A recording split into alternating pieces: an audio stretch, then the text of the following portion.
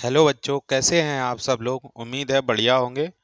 आज हम आपके लिए लेकर आए हैं यूपी बोर्ड 10वीं का सेट नंबर 1 मैथ का। तो आइए चलिए शुरू करते हैं। देखते हैं कौन सा प्रश्न सबसे पहले दिया हुआ है। खंड आ में बहुविकल्पीय प्रश्न होते हैं। इसमें 20 प्रश्न होते हैं। तो उसमें उसमें से पहला प्रश्न ये है, किसी वृत्त पर एक बाह्य बिंदु से खींचे जाने वाली स्पर्श रेखाओं की अधिकतम संख्या क्या होगी। तो अधिकतम रेखाओं की संख्या 2 होती है। कितनी होती है? 2। कैसे?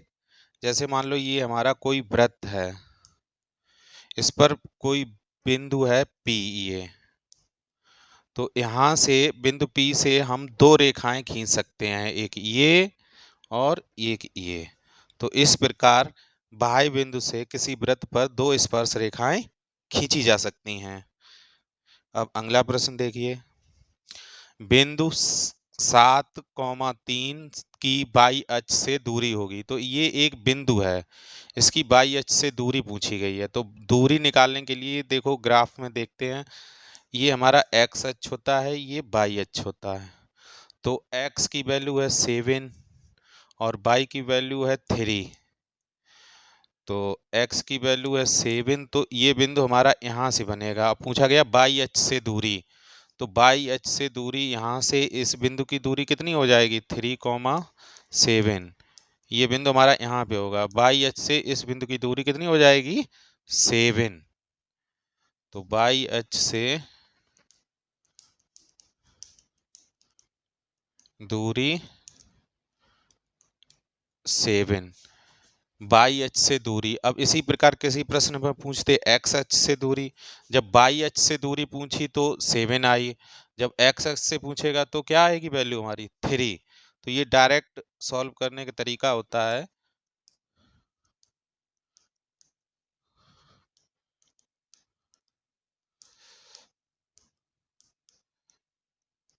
एक्स अक्ष से दूरी कितनी हो जाएगी? 3। तो कोई भी प्रश्न किसी भी अक्ष से दूरी है, जैसे यहाँ पे एक्स अक्ष से पूछे तो हम बाई की वैल्यू यहाँ पे रख देंगे, और यदि बाई अक्ष की पूछे तो हम एक्स की वैल्यू रख देंगे। तो इस प्रकार से इस क्वेश्चन का हमारा आंसर हो जाएगा 7।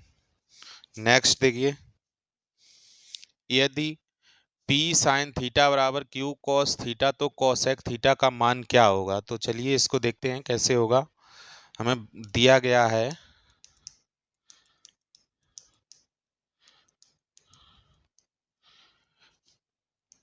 P साइन थीटा बराबर Q कॉस थीटा। तो दोनों का वर्ग करने पर, दोनों पक्षों का, सबसे पहले दोनों का वर्ग करेंगे, दोनों पक्षों का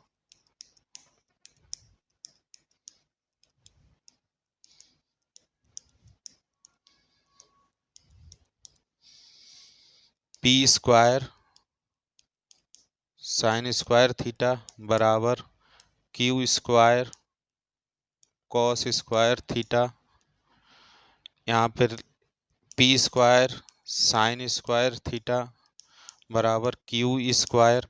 कॉस स्क्वायर साइन थीटा को हम लिख सकते हैं 1 माइनस साइन स्क्वायर थीटा। क्या लिख सकते हैं? 1 माइनस साइन स्क्वायर थीटा। इसको ऐसा ही लिखा रहने देंगे, P square sine square theta. इसका इसमें मल्टीप्लाई करेंगे, Q square minus Q square sine square theta. अब उस वाले साइन स्क्वायर थीटा को इस तरफ लाएंगे,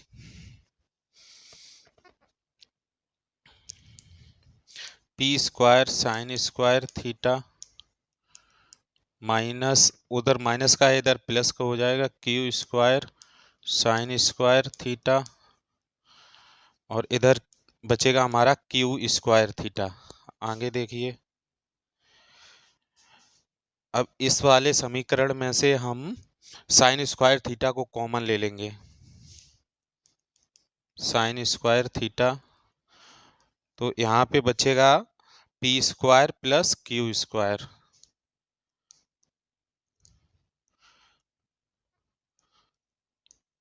P square plus Q square, और बराबर में दिया गया था Q स्क्वायर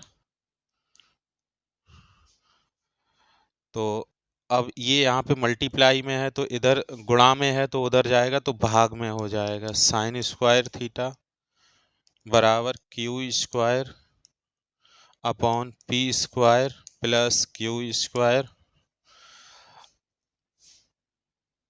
अब साइन स्क्वायर थीटा इधर वर्ग है तो इधर जाएगा तो किस में हो जाएगा, अंडर रूट में हो जाएगा।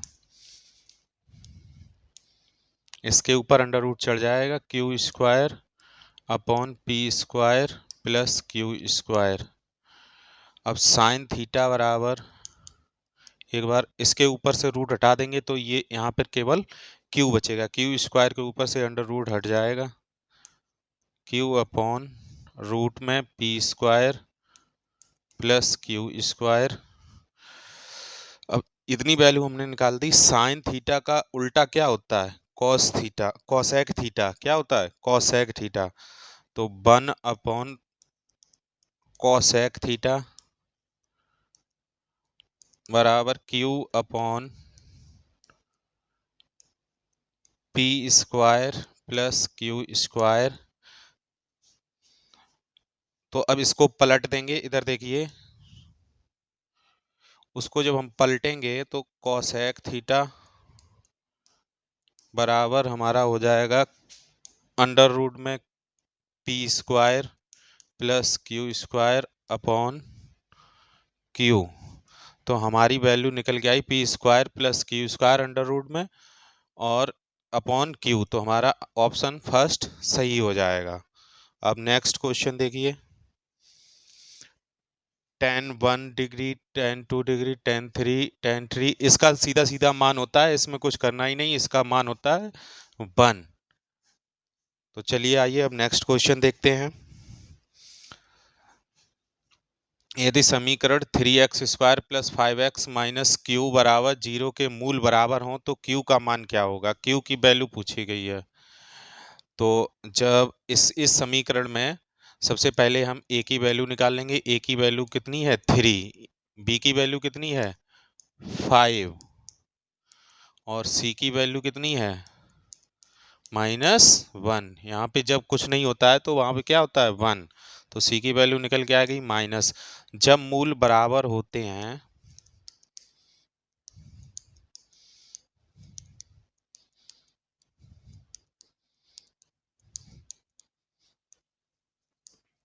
तो हमारा सूत्र होता है B square minus 4ac is equal to 0। तो अब इन तीनों की वैल्यू इसमें रखेंगे और हमें Q का मान, सॉरी Q माइनस Q होगा, यहाँ पे Q की वैल्यू मान निकालना है। तो यहाँ पे बी स्क्वायर, बी की वैल्यू है 5, 5 का वर्ग माइनस 4ac, ए की वैल्यू 3 इंटू और सी की वैल्यू -Q बराबर 0। अब 5 का वर्ग हो जाएगा 25, माइनस माइनस हो जाएगा प्लस, 4 3 12Q बराबर 0।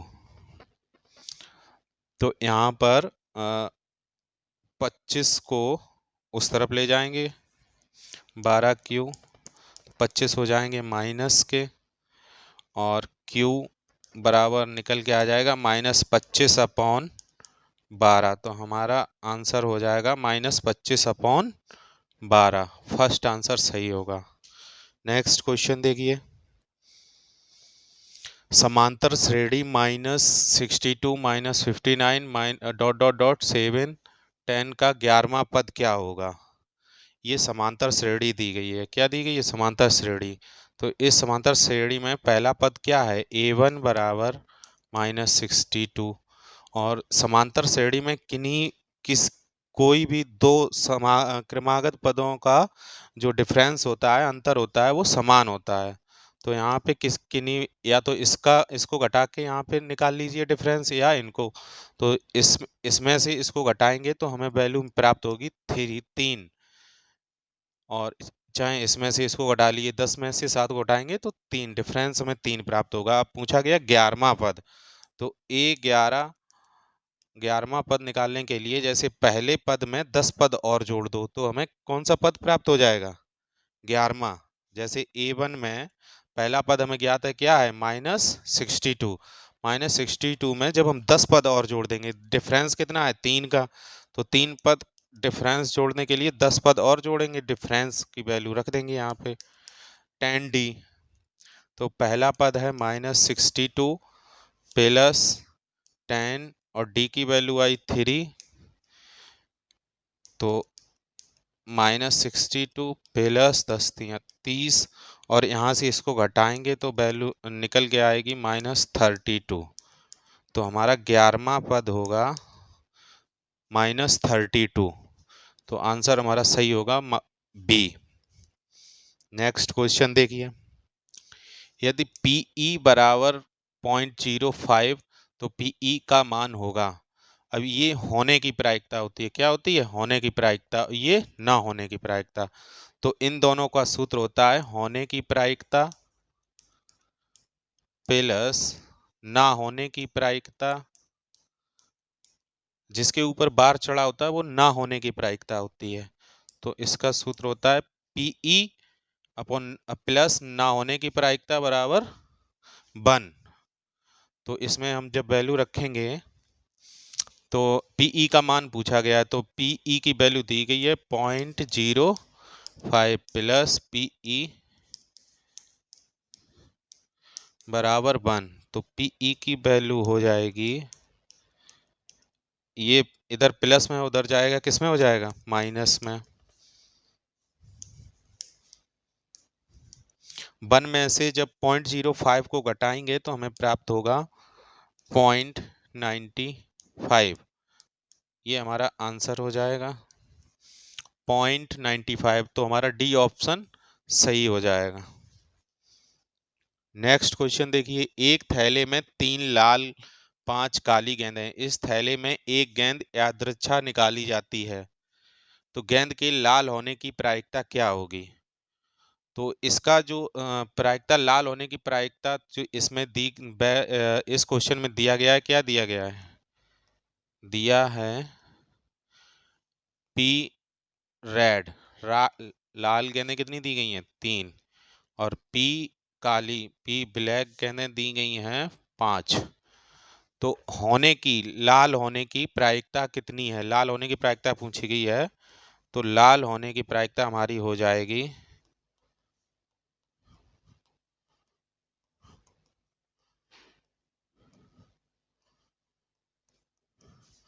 अनुकूल परिणाम होने की प्रायिकता के लिए अनुकूल परिणाम अपॉन कुल परिणाम बटे में कुल परिणाम। तो अनुकूल परिणाम, लाल होने की जो प्रायिकता जिसकी पूछी जाती है वही अनुकूल परिणाम होते हैं। तो लाल होने की प्रायिकता मतलब अनुकूल परिणाम 3 है। कुल परिणाम कितने हो सकते हैं? तो दोनों को जब जोड़ेंगे तो हमारे कुल परिणाम निकल आएंगे 8। तो हमारा आंसर हो जाएगा लाल होने की प्रायिकता 3/8। ये कौन से ऑप्शन में दिया गया? बी में। तो ऑप्शन नंबर बी हमारा सही हो जाएगा। आइए चलिए अब नेक्स्ट क्वेश्चन देखते हैं। चित्र में DE समांतर BC, तो CE की माप क्या होगी? तो C और E इसकी वैल्यू पूछी गई है। तो DE, ये बिंदु, ये रेखा और BC ये रेखा समांतर हैं। समांतर, ये पैरेलल का चिन्ह होता है। तो त्रिभुज जब ऐसी कंडीशन दी गई हो तो जो हमारी भुजाएं बचती हैं, जो ऊपर वाली भुजा और नीचे वाली भुजा और दूसरी तरफ की ऊपर वाली भुजा और नीचे वाली भुजा का अनुपात बराबर होता है। कैसे? आइए देखते हैं। AD अपॉन DB बराबर AE अपॉन CE। इनकी माप, इनका अनुपात बराबर होता है। अब इसमें जो हमें वैल्यू दी गई है 1.3 सेंटीमीटर, AD जगह पर रख देंगे और DB 3.9 सेंटीमीटर बराबर AE AE 1.5 सेंटीमीटर और CE की वैल्यू पूछी गई है। तो अब इसको हम क्रॉस मल्टीप्लाई कर देंगे। 1.3 इंटू CE बराबर 3.9 इंटू 1.5। अब इसको सॉल्व करेंगे। इस वाले बिंदु से ये बिंदु चला जाएगा। 13 एकम 13 और 13 तियां 39। CE इधर 1 का 1 कुछ नहीं बचेगा और यहाँ पे 15 तियो 45 4.5 यानी कि 4.5। तो CE की वैल्यू आ जाएगी 4.5। तो 4.5 कहाँ दिया गया है? D option. तो हमारा डी ऑप्शन सही हो जाएगा। अब नेक्स्ट क्वेश्चन देखिए। चित्र में त्रिभुज एम एम एन एल तथा पी क्यू आर में कोण एम बराबर कोण क्यू बराबर 70, कोण एम बराबर कोण क्यू बराबर 70 दोनों बराबर दिए गए हैं। एम एन बराबर 3 सेंटीमीटर और एम एल बराबर 4.5 सेंटीमीटर और पी क्यू बराबर 2 सेंटीमीटर तथा क्यू आर बराबर 3 सेंटीमीटर। अब हमें ऑप्शन में दिए गए हैं सर्वांगसम त्रिभुज, समरूप त्रिभुज, मतलब पूछा गया है कि ये त्रिभुज जो भुजाएं दी गई हैं समरूप हैं कि नहीं।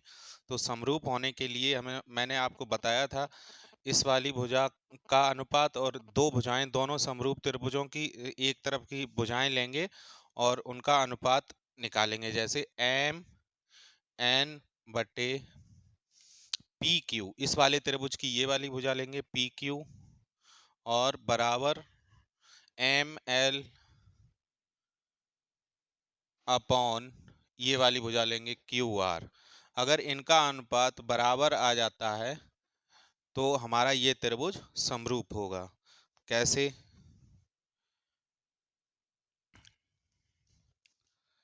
एम एन की वैल्यू है 3 और पी क्यू की वैल्यू है 2 और एम एल की वैल्यू है 4.5 और क्यू आर की वैल्यू है 3। अब इसको जब हम सॉल्व करेंगे, दशमलव से दशमलव चला जाएगा और 15 दूनी 30 और 15 तियो 45। तो यहाँ पे बचेगा 3/2 और 3/2, यानी कि दोनों का अनुपात बराबर आ गया है। तो ये हमारा त्रिभुज समरूप है। तो समरूप कैसे है? एम एन एम एल, यानी कि ये एम एम दोनों जगह है तो ये वाला कोण समरूप होगा। तो त्रिभुज एन एम और एल समरूप किसके होगा? इसमें Q 2 बार है तो Q बीच में लिया जाएगा। त्रिभुज पी क्यू आर, तो ये एन एम एल और पी क्यू आर कौन से ऑप्शन में है? 1 2 3 सी में है। तो ऑप्शन हमारा सी सही हो जाएगा। नेक्स्ट क्वेश्चन देखिए। 1/2 सेंटीमीटर व्यास के गोले का पृष्ठ क्या होगा? तो इस गोले का पृष्ठ होता है, गोले के पृष्ठ का सूत्र होता है, गोले के पृष्ठ, गोले का पृष्ठ बराबर होता है 4πr²। पाई की वैल्यू हमें रखनी नहीं है क्योंकि आंसर में हमें हर जगह पाई दिया गया है। तो 4π, आर की वैल्यू हमें निकालेंगे। ये व्यास दिया गया है तो आर की वैल्यू हो जाएगी व्यास बटे 2। तो व्यास हमें दिया गया है 1/2 इंटू 1/, आर बराबर डी की वैल्यू यहाँ पे रखेंगे तो ये हमारा बन जाएगा 1/4, क्योंकि अंडर बटे में जो 2 होते हैं बटे 2 का गुणा हो जाता है। तो आर की वैल्यू आ जाएगी 1/1/2।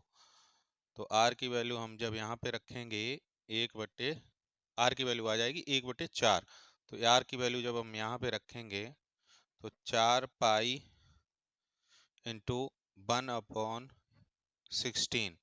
तो 4 का जब इसमें से काटेंगे, 4 × 4 = 16, तो हमारा आंसर आएगा π/4 सेंटीमीटर स्क्वायर। तो इसमें हमारा ऑप्शन हो जाएगा π/4 सेंटीमीटर स्क्वायर, बी ऑप्शन सही होगा। 6 सेंटीमीटर त्रिज्या के एक वृत्त का एक चाप केंद्र पर 30 डिग्री का कोण अंतरित करता है। संगत चाप की माप क्या होगी? यानी कि जैसे कोई त्रिभुज है, ये वो वृत्त है, 6 सेंटीमीटर उसकी त्रिज्या है, तो कोई चाप है जो 30 डिग्री का कोण बनाती है, तो इस वाली चाप की लंबाई पूछी गई है। तो चाप की लंबाई का सूत्र होता है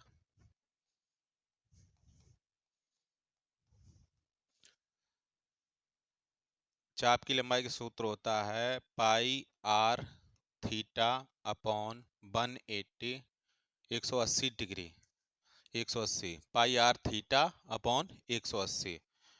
तो पाई दिया गया है, पाई की वैल्यू रखनी नहीं है। आर की वैल्यू हमें दी गई है 6 सेंटीमीटर, तो 6 रख देनी है। और थीटा की वैल्यू दी गई है, कोण कितने का बनाती है? 30 डिग्री का। तो थीटा की वैल्यू हमें दी गई है 30 डिग्री अपॉन बटे में 180। 0 से 0 कट जाएगा, 3 एकम 3, 3 छक 18, 6 से 6 कट जाएगा, तो हमारी जो चाप की लंबाई आ जाएगी पाई सेंटीमीटर। तो ऑप्शन डी हमारा सही हो जाएगा। कौन सा ऑप्शन सही हो जाएगा? डी। नेक्स्ट क्वेश्चन देखिए। 5 सेंटीमीटर त्रिज्या के एक वृत्त के केंद्र के बिंदु पर खींची गई स्पर्श रेखा। 5 सेंटीमीटर त्रिज्या के एक वृत्त के, तो 5 सेंटीमीटर त्रिज्या का एक वृत्त बना लेते हैं पहले। 5 सेंटीमीटर त्रिज्या के एक वृत्त के बिंदु पर खींची गई स्पर्श रेखा पी क्यू, केंद्र ओ से जाने वाली केंद्र ओ बताया गया है, ओ से जाने वाली एक रेखा क्यू पर मिलती है।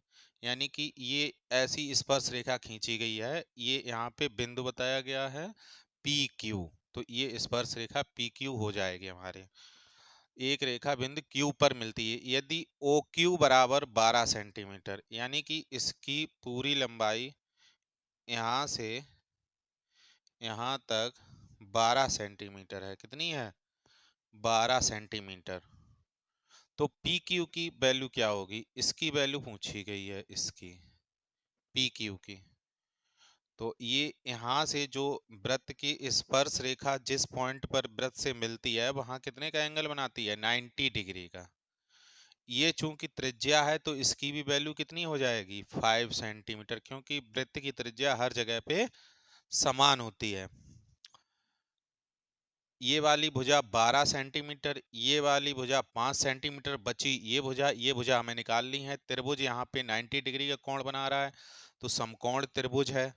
तो हम सीधा सीधा समकोण त्रिभुज में लंब, आधार और कर्ण वाला सूत्र लगा देंगे। तो कर्ण का वर्ग बराबर होता है आधार का वर्ग प्लस लंब का वर्ग। अब ये हमारा 90 डिग्री का एंगल बना होता है, ये कर्ण होता है। उसके ठीक सामने वाली भुजा क्या होती है? 90 डिग्री कर्ण। तो कर्ण हमें दिया गया है, इसकी पूरी की लंबाई कितनी दी गई है? 12 सेंटीमीटर। 12 का वर्ग। आधार क्या होता है? जो 90 डिग्री का कर्ण के नीचे वाली भुजा होती है, वो आधार होता है, तो 5 सेंटीमीटर। और लंब ये पी क्यू हो जाएगा, तो लंब की वैल्यू हमें निकालनी है पी क्यू। पी क्यू 12 का वर्ग होता है 144 बराबर 5 का वर्ग होता है 25 प्लस पी क्यू की वैल्यू हमें निकालनी है। 125 में से ये घटाएंगे तो पी क्यू का वर्ग, पी क्यू इधर ले आएंगे, पी क्यू 144 में से 25 घटा देंगे तो बचेगा 9 और 1 और 1। पी क्यू का वर्ग, अब पी क्यू इधर वर्ग चढ़ा है, इधर ये घटाए 119 हो चाहिए, इधर वर्ग चढ़ा है तो इधर किस में हो जाएगा, ये वर्ग अंडर रूट में। तो यही हमारा आंसर हो जाएगा।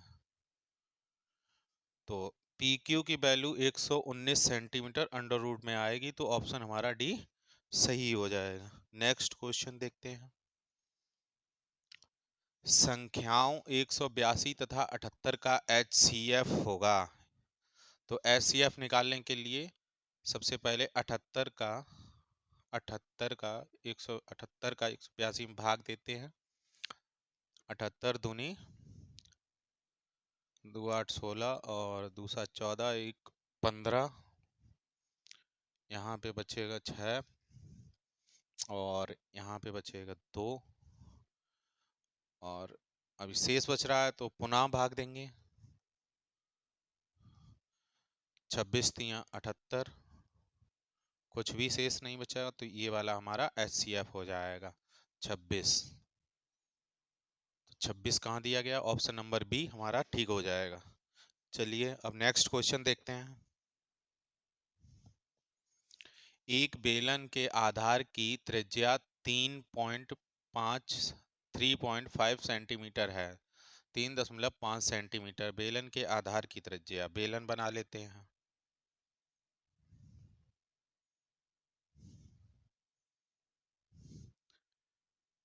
ये त्रिज्या होती है बेलन की 3.5 सेंटीमीटर है। यदि उसकी ऊंचाई 8 ये वाली ऊंचाई 8.4 सेंटीमीटर है, तो उसका वक्र पृष्ठीय क्षेत्रफल क्या होगा। तो वक्र पृष्ठीय पृष्ठ का क्षेत्रफल का सूत्र होता है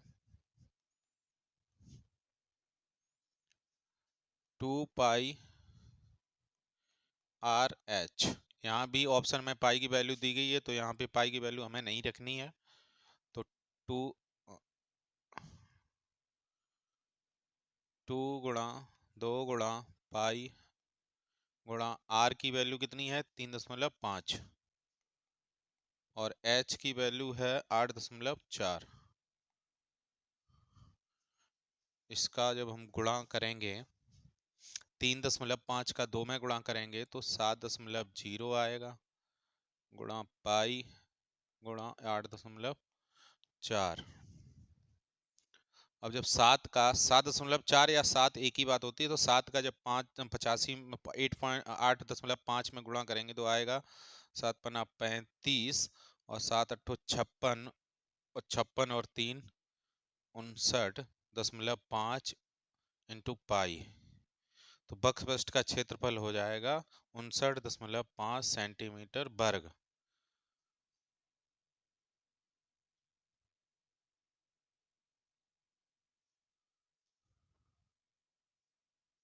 सात पन्ना 7 अट्ठो 56 कटियो ने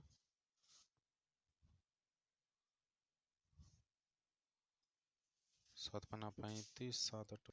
एक बेलन के आधार की त्रिज्या 3.5 सेंटीमीटर है। यदि उसकी ऊंचाई 8.4 सेंटीमीटर है तो उसका वक्र पृष्ठीय क्षेत्रफल क्या होगा। तो बेलन के वक्र पृष्ठ का सूत्र होता है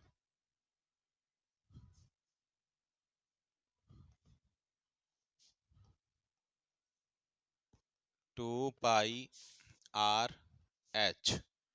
तो हमें 2 पाई की वैल्यू रखनी नहीं है। आर की वैल्यू, एक बेलन के आधार की त्रिज्या दी गई है 3.5 सेंटीमीटर और एच ऊंचाई की लंबाई दी गई है 8.4 सेंटीमीटर। तो 35 का जब 2 में गुणा करेंगे तो 7.0 आएगा पाई गुणा 8.4।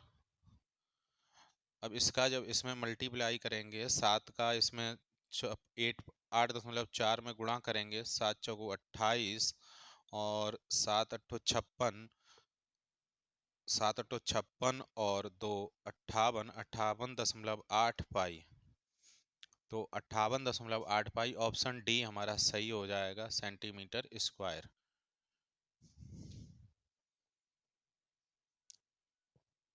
चलिए अब नेक्स्ट क्वेश्चन देखते हैं। 4 सेंटीमीटर त्रिज्या वाले एक वृत्त के एक त्रिज्यखंड का कोण 60 डिग्री है, तो उसका क्षेत्रफल क्या होगा? तो 4 सेंटीमीटर, आर बराबर दिया गया है 4 सेंटीमीटर, कोण थीटा बराबर दिया गया है 60 डिग्री। तो हमारा क्षेत्रफल निकालने का, वृत्त के त्रिज्यखंड का क्षेत्रफल निकालने का सूत्र होता है त्रिज्य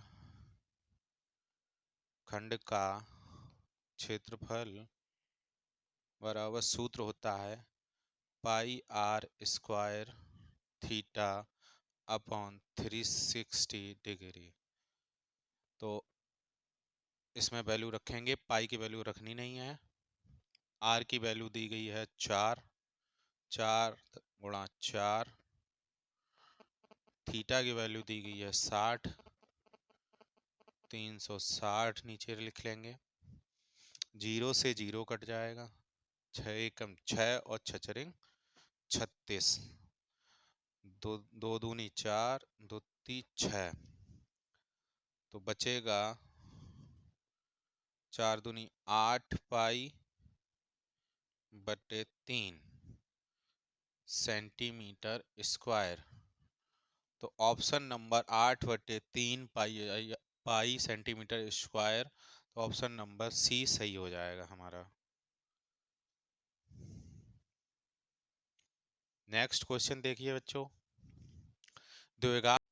द्विघात समीकरण x square plus x minus 1 बराबर 0 का विविक्त कर होगा। तो यहाँ पर सबसे पहले ए की वैल्यू निकाल लेंगे, ए की वैल्यू 1, बी की वैल्यू निकालेंगे, एक्स के आगे कुछ नहीं है 1, और सी की वैल्यू हो जाएगी -1। विभक्त कर निकालने का फॉर्मूला होता है डी बराबर बी स्क्वायर माइनस 4ac। तो b की जगह पे b की वैल्यू रखेंगे 1 का वर्ग माइनस 4 इंटू ए की वैल्यू 1 गुणा -1c की वैल्यू, माइनस माइनस प्लस हो जाएगा, और 4 इनका गुणा करेंगे 4, और t बराबर 5। तो हमारा आंसर आ जाएगा 5। ऑप्शन देखते हैं, ऑप्शन में कहीं दिया गया नहीं है लग रहा है, ये ऑप्शन बी सही होगा, यहाँ पे प्लस होना चाहिए, तो 5 सही हो जाएगा।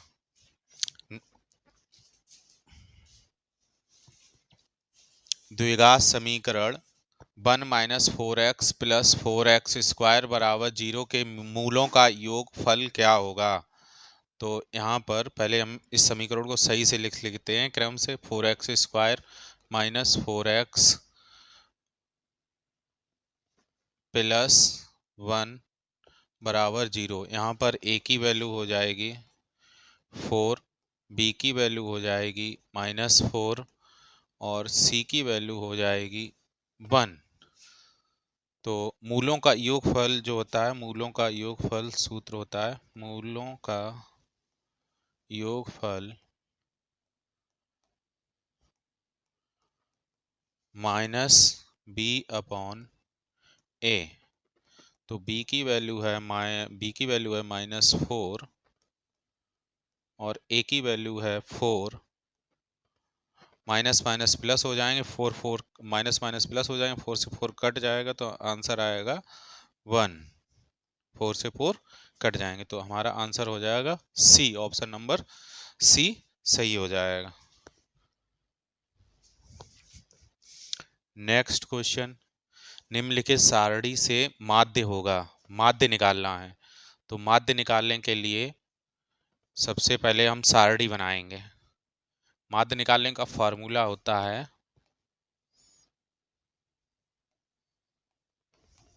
Sigma F x upon sigma F. तो एफ एक्स की वैल्यू निकालनी है। एक्स की वैल्यू जो होती है प्रत्येक वर्ग में दोनों का आधा, जैसे 10 और 0 के बीच में 5 आता है, तो एक्स की वैल्यू यहाँ पे 5 आएगी। 10 20 के बीच में 15 आता है, तो यहाँ पे x की वैल्यू 15 आएगी। इस प्रकार से एक टेबल बनेगी। तब तक हम टेबल बनाते हैं। हाँ, तो आगे देखिए, अब हम ये हमने सारणी बना ली है। देखो x की वैल्यू मैंने आपको बताया था, जी दोनों के मध्य के जो वर्ग अंतराल का जो मध्य की वैल्यू होती है वो x की वैल्यू होती है।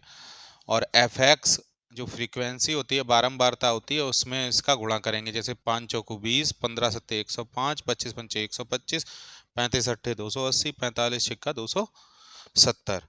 तो fx, तो सिग्मा एफ एक्स, ये देखो सिग्मा एफ एक्स की वैल्यू है, सिग्मा एफ एक्स, मतलब इनको ऐड करेंगे। सिग्मा का मतलब होता है जोड़ना, और अपॉन सिग्मा एफ, तो फ्रीक्वेंसी को जोड़ के रख लिया मैंने। तो इसमें हम वैल्यू रख देंगे 800 अपॉन 30। तो इसमें जब इसका भाग लगाएंगे तो हमारी वैल्यू निकलेगी 3 दूनी 6, बचेगा 2, तीछक 18, फिर बचेगा 2, तीछक 18। इस प्रकार से हमारा निकलता चलेगा 26.66। तो आंसर देखेंगे बी सही है हमारा। तो इस प्रकार से हमारा माध्य निकल के आएगा 26.66। तो उत्तर हमारा बी सही हो जाएगा। अब नेक्स्ट क्वेश्चन देखते हैं। निम्नलिखित सारणी का माध्यक वर्ग होगा।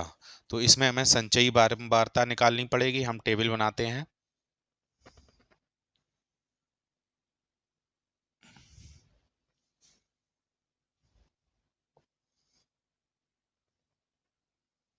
8 6 14, 14 में 11 जोड़ेंगे तो 25, 25 में 18 जोड़ेंगे 43, और 43 में 6 जोड़ेंगे 49। तो माध्यक वर्ग होगा, तो माध्यक वर्ग निकालने के लिए n/2 निकालना पड़ेगा, n/2। तो हमें n/2 को निकालने के लिए जो संचयी बारंबारता की लास्ट वैल्यू आई है वो n की जगह पे रख देंगे। इसमें जब इसका भाग लगाएंगे, 2 दूनी 4 और 2 चौकू 8 और 2 पन 10, 24.5। तो 24.5 किस में आएगा? इसके आगे ही आएगा, इस वाले के आगे, इसके इसके इसके 20 के, 20 और 30 के मध्य आएगा। तो हमारा माध्यक वर्ग होगा 20 और 30। तो हमारा ऑप्शन सही हो जाएगा बी।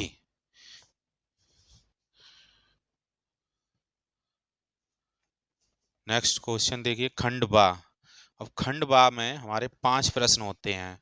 तो इसमें 21वें प्रश्न में 6 भाग होते हैं और सभी खंड करने होते हैं। सभी प्रश्न 6 प्रश्न होते हैं, सभी प्रश्नों को करना होता है। और 22 नंबर प्रश्न में 6 प्रश्न होते हैं, उसमें से 5 को करना होता है। उसके बाद 23, 24, 25 3 प्रश्न होते हैं, उसमें अथवा में क्वेश्चन दिए होते हैं। मतलब प्रत्येक 23, 24 में 2 प्रश्न दिए होते हैं, दोनों में से एक एक तीनों क्वेश्चनों में करना होता है। तो 21 का देखिए, यदि बिंदु x, 5 तथा 2, -3 के बीच की दूरी 17 मात्रक है तो x का मान ज्ञात कीजिए।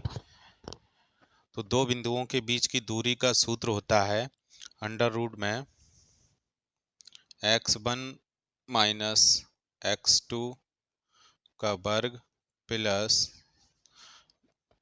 y1 माइनस y2 का वर्ग बराबर दूरी। तो x1 की वैल्यू है x,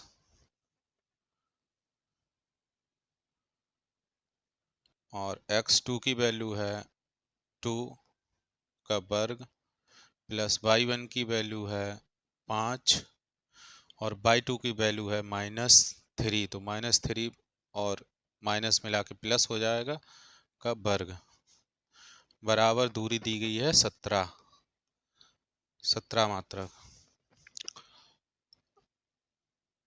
x माइनस x2 का वर्ग प्लस 5 3 8 हो जाएंगे, 8 का वर्ग, 8 का वर्ग होता है 64। 5 3 8 और 8 का स्क्वायर 64 बराबर 17। अब इधर ये वर्गमूल चढ़ा है, उधर जाएगा, ये वर्गमूल इधर जाएगा तो स्क्वायर हो जाएगा। क्या हो जाएगा? स्क्वायर। x माइनस 2 का वर्ग प्लस 64 बराबर 17 का स्क्वायर। 17 का स्क्वायर होता है 289। x माइनस 2, ये प्लस उधर माइनस में हो जाएंगे। किस में हो जाएंगे? 17 का वर्ग पहले लिख लेंगे 289 माइनस 64, तो x माइनस 2 का वर्ग बराबर इधर आएगा, बचेगा इसमें से इसको घटाएंगे तो 225। इधर देखिए अब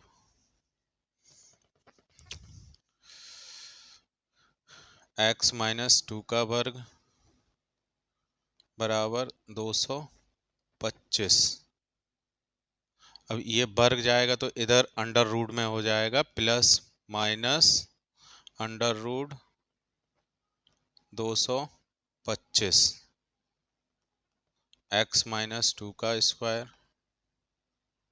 x माइनस 2 का स्क्वायर 225 का वर्गमूल होता है 15 प्लस माइनस 15।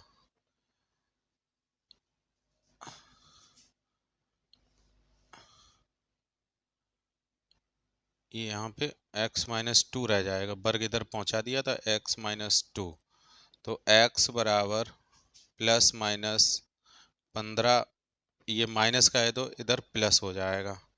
तो अब यहाँ पे दो साइड बना देते हैं, एक बार प्लस का चिन्ह लेंगे, प्लस का चिन्ह लेने पर x बराबर प्लस का चिन्ह लेंगे 15 प्लस 2, तो एक वैल्यू आ जाएगी हमारी 17x, 17x की वैल्यू आ जाएगी। और इधर माइनस का चिन्ह लेने पर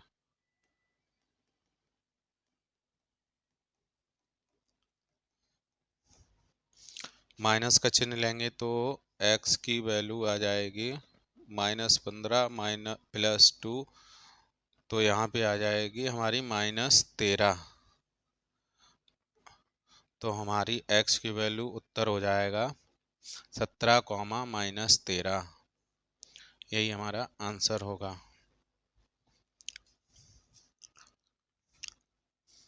नेक्स्ट क्वेश्चन देखिए,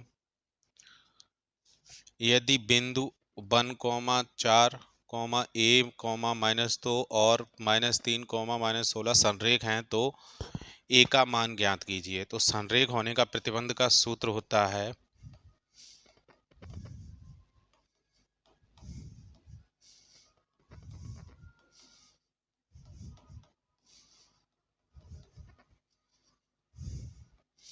x1 y minus y23 plus x2 y minus y31 plus x3 y minus y12 बराबर 0। ये हमारा संरेख होने का प्रतिबंध होता है। तो इसमें हम वैल्यू रखेंगे तो हमें a की वैल्यू प्राप्त हो जाएगी। तो x1 की वैल्यू है 1, y2 की वैल्यू है -2 और y3 की वैल्यू है 16, x2 की वैल्यू है a और y3 की वैल्यू है 16, y1 की वैल्यू है 4 प्लस x3 की वैल्यू है -3 प्लस माइनस माइनस होता है -3, y1 की वैल्यू है 4 और y2 की वैल्यू है -2 तो ये प्लस हो जाएगा बराबर 0। अब इसको हल करेंगे, माइनस माइनस 18 हो जाएंगे, माइनस के प्लस ये इसमें से घटेंगे तो बचेंगे 12 -3 4 2 6 हो जाएंगे, बराबर 0 -18 प्लस 12a -18 बराबर 0। -18 और -18 मिलके हो जाएंगे 36।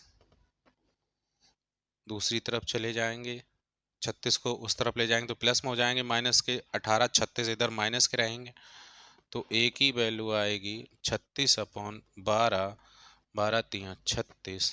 तो हमारा आंसर हो जाएगा एक ही वैल्यू बराबर 3। अब नेक्स्ट क्वेश्चन देखिए, सिद्ध कीजिए 1 plus sine theta upon cos theta plus cos theta upon 1 plus sine theta बराबर 2 सेक थीटा। तो सिद्ध कीजिए, तो सिद्ध करने के लिए LHS बराबर RHS सिद्ध करना है, तो LHS ले लेते हैं left hand side.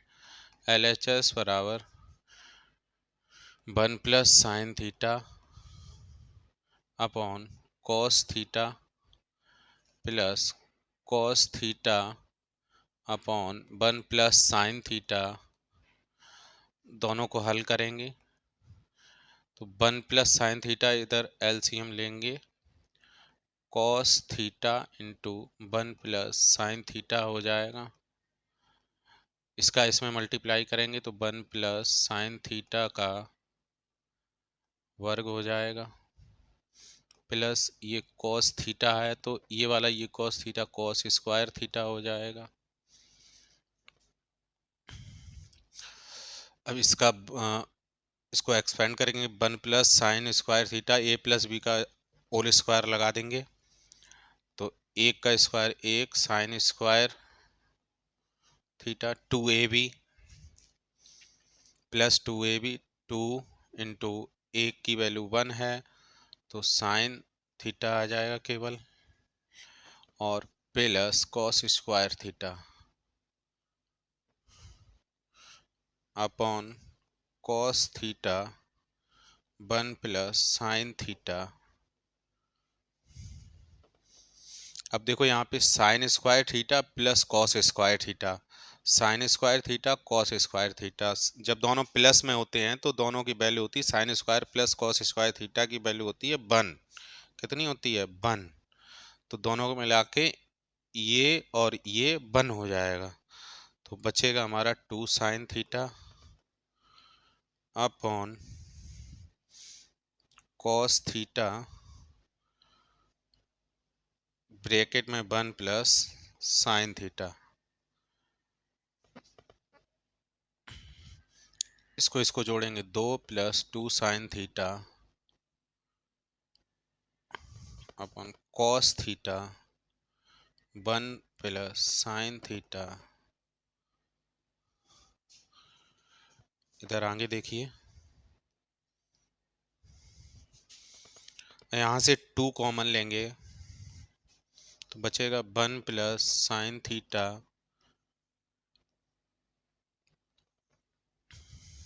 Upon cos theta 1 plus sine theta. 1 plus sine theta 1 plus sine theta cut जाएंगे, बचेगा 2 upon cos theta 1 upon 2 into, इसको इस प्रकार लिख लेते हैं कॉस थीटा, तो 1 अपॉन कॉस थीटा का उल्टा होता है sec theta. 1 upon cos theta को लिख सकते हैं सेक थीटा, तो इस प्रकार 2 सेक थीटा। तो LHS बराबर RHS। इस प्रकार से हमारी लेफ्ट हैंड साइड और राइट हैंड साइड दोनों बराबर हो गई, हैंस प्रूव सिद्ध हो गया।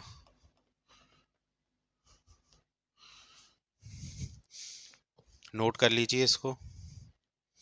नेक्स्ट क्वेश्चन, संख्याओं 92 और 510 का LCM ज्ञात कीजिए। इनका LCM ज्ञात करना है, तो हमें एलसीएम ज्ञात करने के लिए फैक्टर निकालने पड़ेंगे। 92 2 से कट जाएगा, 2 चौकू 8 और 2 छिंग 12, 2 दूनी 4, 2 ती 6, ये 23 से कटेगा, 23 एकम 23, 510, 2 से कट जाएगा, 2 दूनी 4, बचेगा 1 2 5 10 और 2 5 10, ये 3 से कट जाएगा, 3 8 24, 3 पंचे 15, ये 5 से कटेगा, 5 एकम 5, 5 सत्तो 35, ये 17 से कटेगा। अब हम इसका एलसीएम निकालेंगे। 92 बराबर 2 इंटू 2 इंटू 23, 510 के फैक्टर 2 गुणा 3 गुणा 5 गुणा 17, इसमें ये 2 कॉमन हो जाएगा, तो एलसीएम बराबर 2 कॉमन हो जाएगा 2, और कोई तो कॉमन मिल नहीं रहा तो सबको ऐसे ही लिख लेंगे।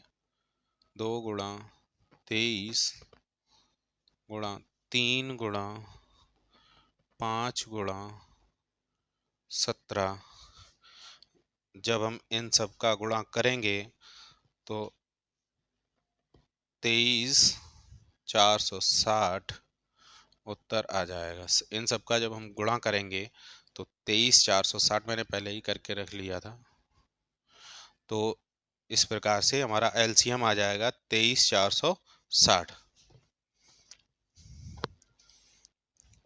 नेक्स्ट क्वेश्चन देखिए, निम्न बारंबारता बंटन से माध्यक ज्ञात कीजिए। तो माध्यक मैंने बना लिया। माध्यक निकालने का जो सूत्र होता है, इधर देखिए, माध्यक L plus n/2 minus CF L/2 minus CF upon F into H। तो इसमें हमें n/2 की वैल्यू निकालनी है, CF की वैल्यू निकालनी है, F की वैल्यू निकालनी है, H की वैल्यू निकालनी है। H का मतलब होता है वर्ग अंतराल, मतलब उसका डिफरेंस कितना है। तो H में जो डिफरेंस है वो 10 है, H की वैल्यू 10 आ जाएगी। n/2 की वैल्यू निकालने के लिए हमें संचयी बारंबारता निकालनी पड़ेगी। तो पहले कॉलम में हो जाएगा 6 और 6 9 होता है 15, 15 20 होता है 35, 35 और 15 होता है 50, 50 और 9 होता है 59। तो n/2 की वैल्यू निकालने के लिए 59 में 2 का भाग देंगे, तो यहाँ पे 2 दूनी 4 और 2 नैम 18 और 2 पन 10। तो n/2 की वैल्यू आ जाएगी 29.5, और CF की वैल्यू चाहिए तो 29.5। सबसे पहले L की वैल्यू चाहिए, तो 29.5 कौन से वर्ग अंतराल में है, 29 20 से 30 के बीच में है, तो लोअर वैल्यू है L बराबर 20। और इससे पहले CF की वैल्यू वो जो होती है जिस वर्ग अंतराल में होता है उससे पहले वाली संचयी बारंबारता, तो ये हमारी CF हो जाएगी। तो CF की वैल्यू आएगी 15, और फ्रीक्वेंसी जिस वर्ग अंतराल में आई वही फ्रीक्वेंसी हम लेते हैं माध्यक निकालने के लिए। तो फ्रीक्वेंसी हमारी हो जाएगी 20। तो इन सब वैल्यू को हम सूत्र में रखेंगे। L की वैल्यू आई है 20 प्लस n/2 की वैल्यू आई है 29.5 माइनस CF की वैल्यू आई है 15 बटे F की वैल्यू आई है 20 इंटू H की वैल्यू है 10। इसको सॉल्व करेंगे, 10 दूनी 20, 2 कट जा 2 से 10 दूनी 20, ये कट जाएगा, तो 20, 29 में से इसको घटाएंगे तो बचेगा 14.5 बटे 2। इसको जब हल करेंगे तो 20 प्लस इसमें से इसको 2 7 14, 5 दो दूनी 4 और 2 5 10 7.25। तो इसको जब ऐड करेंगे 27.25, तो हमारा माध्यक आ जाएगा, ये माध्यक आ जाएगा, तो ये हमारा आंसर हो जाएगा 27.25। इसको नोट कर लीजिएगा। नेक्स्ट क्वेश्चन, सिद्ध कीजिए कि √3 एक अपरिमेय संख्या है। तो अपरिमेय संख्या है, अपरिमेय संख्या है, तो जब कोई संख्या अपरिमेय संख्या है तो उसे p/q के रूप में नहीं लिखा जा सकता है। लेकिन ये हमें सिद्ध करने के लिए बोल रहा है, तो हम मान लेते हैं √3 एक परिमेय संख्या है। माना कि एक्चुअल में है कि नहीं वो तो बाद में सिद्ध हमें करना ही है, तो मान लेते हैं √3, माना कि √3 एक परिमेय संख्या है।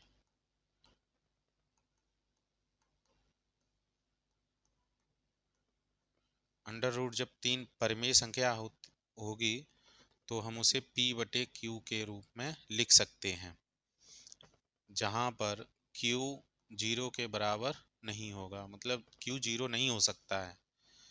अब ये हमारा वैल्यू आई। अब दोनों तरफ वर्ग करने पर p/q और √3 दोनों तरफ वर्ग करने पर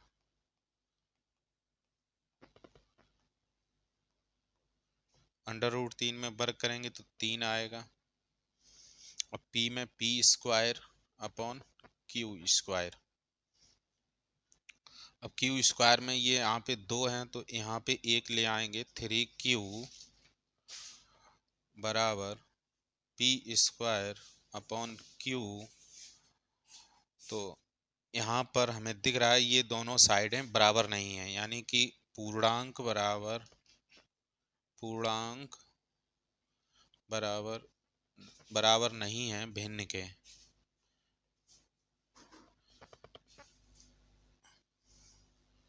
पूर्णांक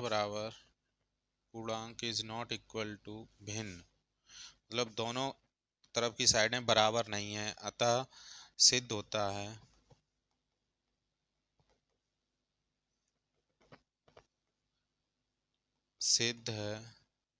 कि √3 एक परिमेय संख्या नहीं है।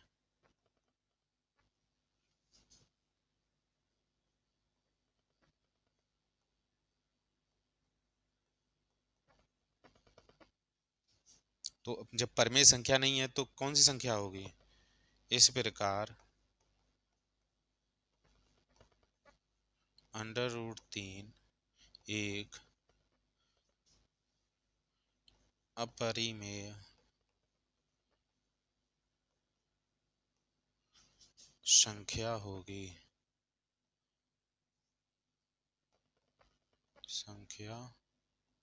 होगी। नोट कर लें इसको।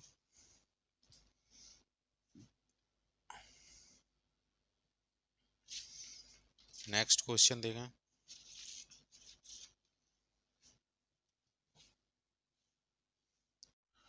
किन्हीं 5 खंडों को हल कीजिए।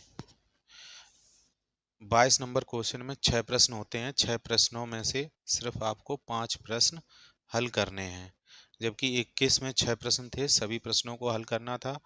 तो आइए 22 का प्रश्न नंबर का देखते हैं। निम्नलिखित सारणी से बहुलक ज्ञात कीजिए। तो बहुलक ज्ञात करने का जो हमारा सूत्र होता है, इधर देखिए, बहुलक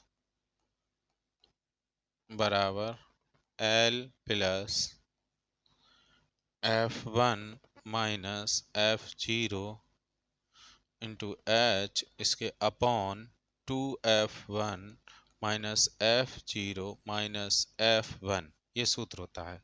अब देखिए ये वैल्यू कैसे प्राप्त होंगी।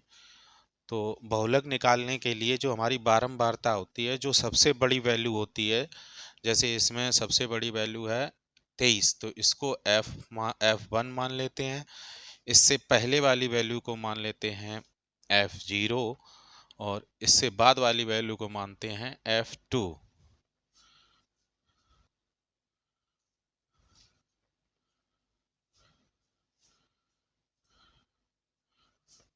यहाँ पे 2 होगा, तो F2 मानते हैं और L की वैल्यू आएगी जो F1 होता है उसके बीच वाली पहले वाले लोअर वैल्यू, और H का जो वर्ग अंतराल होता है, वर्ग अंतराल है H10, तो वो तो 10 हो ही जाएगा। तो अब इस सूत्र में सारी वैल्यू रख देंगे।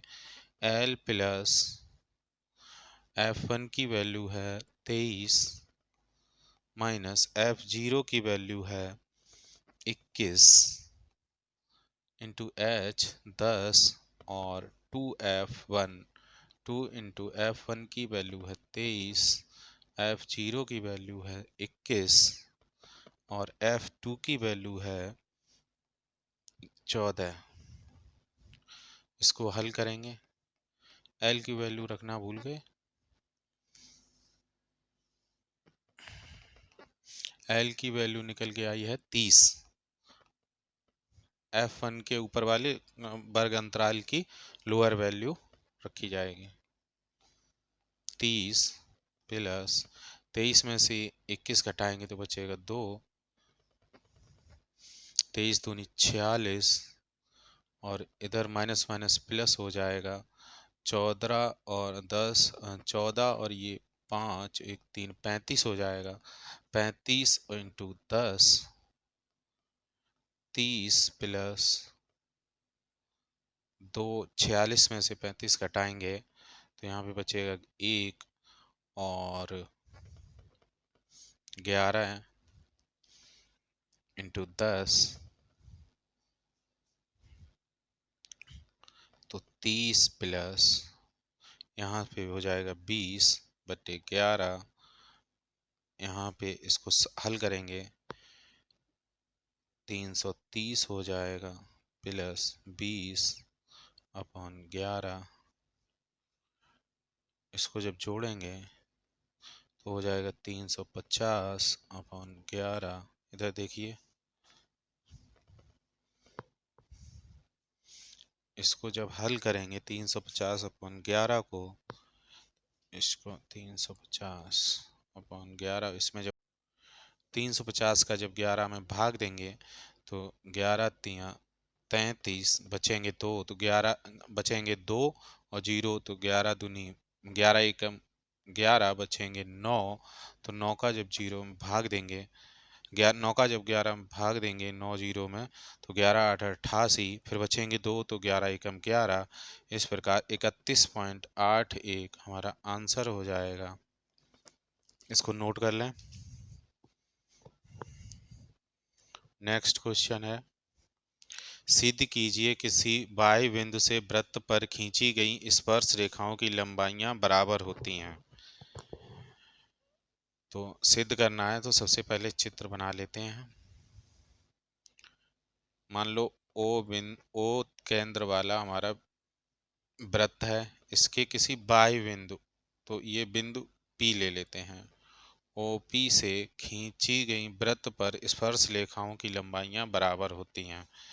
तो एक रेखा ये खींच लेते हैं, बाह्य बिंदु से 2 रेखाएं खींची जा सकती हैं, वही पूछा है। एक ये खींच लेते हैं, ये A बिंदु पर, B बिंदु पर दूसरी रेखा मिलती है।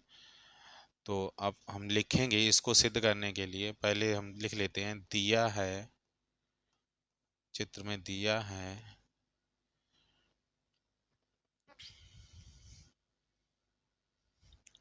ये जो जहां पर बिंदु रेखाएं मिलती हैं वो 90 डिग्री का दिया है, 90 डिग्री का एंगल बनाती हैं। जहां पर स्पर्श रेखा से वृत्त की त्रिज्या मिलती है वहां पर 90 डिग्री का एंगल बनता है।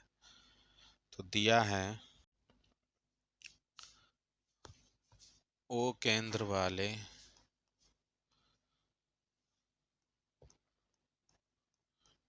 वृत्त पर एपी तथा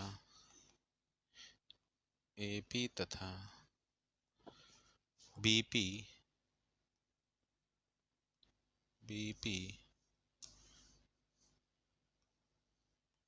बीपी स्पर्श रेखाएं हैं।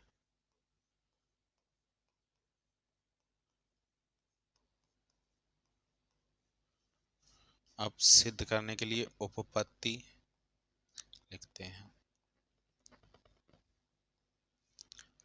त्रिभुज OAP तथा त्रिभुज OBP में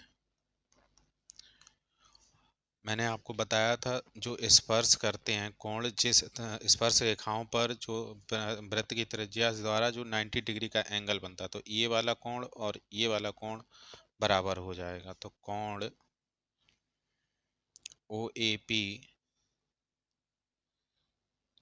OAP बराबर कोण OBP,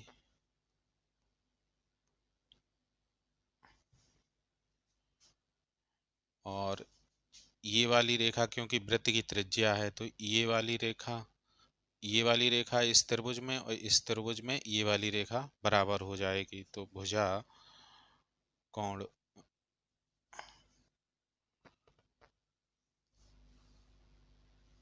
भुजा OA बराबर OB, और ये वाली भुजा दोनों त्रिभुजों में कैसी है? उभयनिष्ठ। ये वृत्त की त्रिज्याएं हैं, त्रिज्या हर जगह पे बराबर होती है, और ये वाली भुजा दोनों त्रिभुजों में क्या है? बराबर है। तो OP बराबर OP उभयनिष्ठ भुजा है इसलिए। अब यहाँ पे देखिए एक कोण बराबर हो गया, दो भुजाएं बराबर हो गई, इसलिए ये त्रिभुज हमारा कैसा हो गया? समरूप हो गया। समरूप नहीं, सर्वांगसम हो गया। त्रिभुज OAP बराबर सर्वांगसम त्रिभुज OBP। किस रूल से? SAS, दो भुजाएं और एक एंगल के हिसाब से ये हमारा त्रिभुज सर्वांगसम हो गया। जब त्रिभुज सर्वांगसम हो जाता है तो हमारी सभी भुजाएं और सभी कोण समरूप मतलब एक जैसे होते हैं, बराबर होते हैं। तो इस प्रकार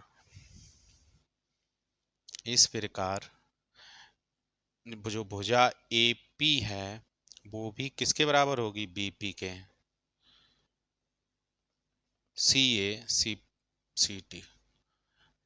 CACT का मतलब होता है सभी भुजाएं सभी कोण बराबर होते हैं सर्वांगसम त्रिभुज में। Hence proved.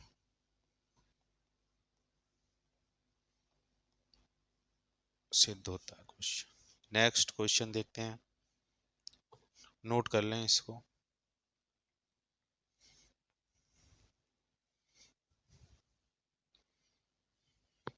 नेक्स्ट क्वेश्चन देखें। एक त्रिभुज ABC की भुजा BC पर एक बिंदु इस प्रकार स्थित है कि कोण ADC बराबर कोण BAC। सिद्ध कीजिए कि CA स्क्वायर बराबर CB पॉइंट गुणा CD। तो मान लो एक त्रिभुज है ABC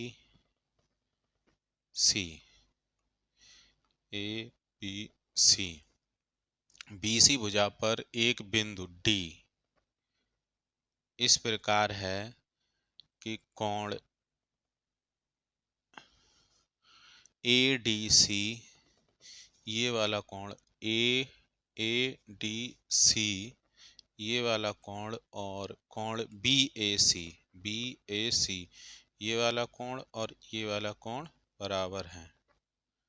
सिद्ध कीजिए। तो सिद्ध करना है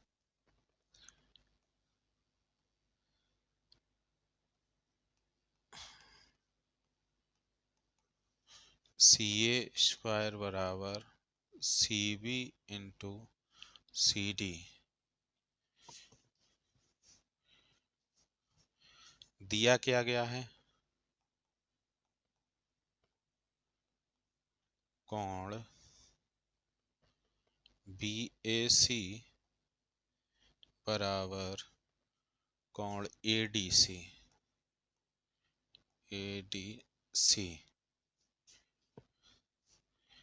और कोण C आप देख रहे होंगे ये बड़े वाले त्रिभुज में और ये छोटे वाले त्रिभुज में समान है। कोण C बराबर कोण C, क्योंकि ये दोनों कोण दोनों त्रिभुजों में एक जैसे हैं, तो ये मतलब उभयनिष्ठ कोण हो जाएंगे दोनों में।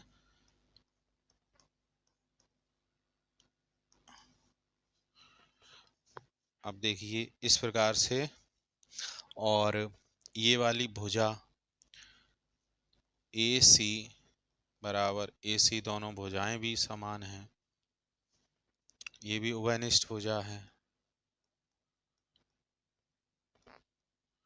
तो ये हमारे त्रिभुज कोण ADC ABC और ADC समान हो जाएंगे, समरूप हो जाएंगे। त्रिभुज ABC समरूप त्रिभुज ADC, जब हमारे त्रिभुज समरूप होते हैं तो उसकी भुजाएं, दोनों त्रिभुजों की मतलब एक साइड की भुजाएं समानुपात में होती हैं। जब त्रिभुज समरूप होता है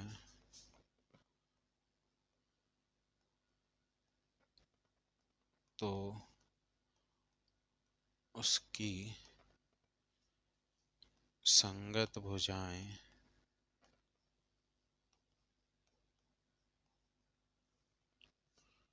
समानुपात में होती हैं, समानुपात में होती हैं।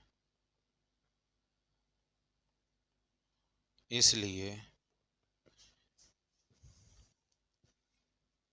BC BC ये वाली भुजा BC BC अपॉन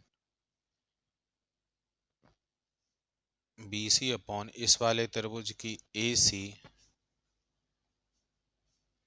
बराबर, और इस वाले त्रिभुज में AC अपॉन ये वाली भुजा इस वाले त्रिभुज में लेनी है DC। जब इसका मल्टीप्लाई करेंगे BC इंटू DC बराबर, इसका इसमें करेंगे तो AC स्क्वायर हो जाएगा। तो इस प्रकार सिद्ध होता है AC स्क्वायर बराबर BC इंटू DC। इसको क्वेश्चन के हिसाब से लिख लेंगे, CA स्क्वायर बराबर CB into CD। Hence prove.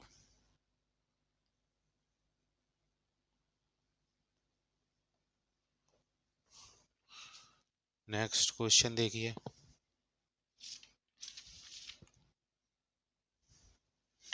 दो अंकों की एक संख्या के अंकों का योग 9 है। इस संख्या का 9 गुना संख्या के अंकों को पलटने से बनी संख्या का 2 गुना है, वह संख्या ज्ञात कीजिए। तो सबसे पहले मान लेते हैं संख्या का इकाई का, माना इकाई का अंक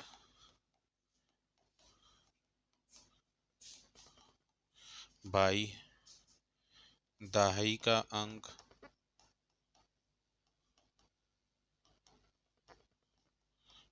x। तो हमारी संख्या हो जाएगी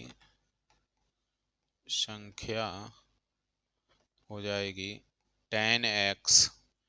दहाई के अंक में 10 का गुणा हो जाता है जब संख्या लिखते हैं, तो 10x प्लस बाई।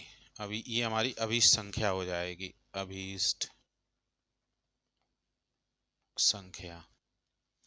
अब कह रहा है संख्या, दो अंकों की संख्या के अंकों का योग, यानी कि इकाई का अंक दहाई का अंक दोनों का योग कितना है, x प्लस वाई बराबर 9 है। तो ये तो हमारा फर्स्ट समीकरण हो जाएगा। इस संख्या का 9 गुना संख्या के अंकों को पलटने से बनी संख्या का 2 गुना है। तो मान लो हमारी ये संख्या अभी संख्या है, इसका 9 गुना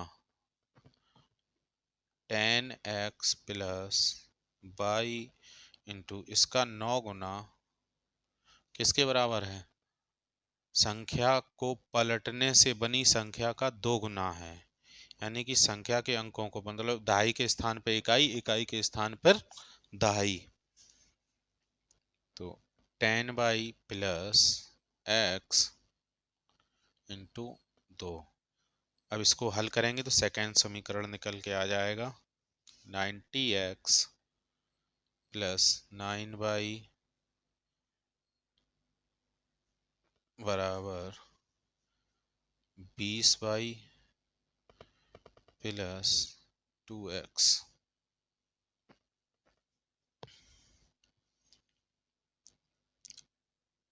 2x को इधर लाएंगे तो माइनस का हो जाएगा, तो इधर बचेगा 88x, प्लस 9 को उधर ले जाएंगे तो यहाँ पे बचेंगे 11y। तो y की वैल्यू निकल के आ जाएगी 11/8 88। y की वैल्यू निकल के आ जाएगी 8x। ये हमारा समीकरण हो जाएगा 2। अब इसको हल कर देते हैं। y की वैल्यू, y का मान समीकरण 1 में रखने पर, जब y का मान समीकरण 1 में रखेंगे तो x प्लस 8x बराबर 9, यहाँ पर हो जाएंगे 9x। तो 9x बराबर 9, 9 से 9 कट जाएंगे तो x का मान हमारा निकल के आ जाएगा 1। और अब समीकरण 2 से x का मान 1 आ गया, तो समीकरण 2 से हम y की वैल्यू निकाल लेंगे। y बराबर 8 इंटू 1, तो y का मान आ जाएगा 8। तो हमारी अभीष्ट संख्या बन जाएगी, ये अभीष्ट संख्या ये है 10x प्लस वाई। दोनों का मान निकल गया, x की जगह पे x और y की जगह पे y का मान रख देंगे। 10x की वैल्यू 1 प्लस y की वैल्यू 8, तो हमारी संख्या हो जाएगी 18। आंसर।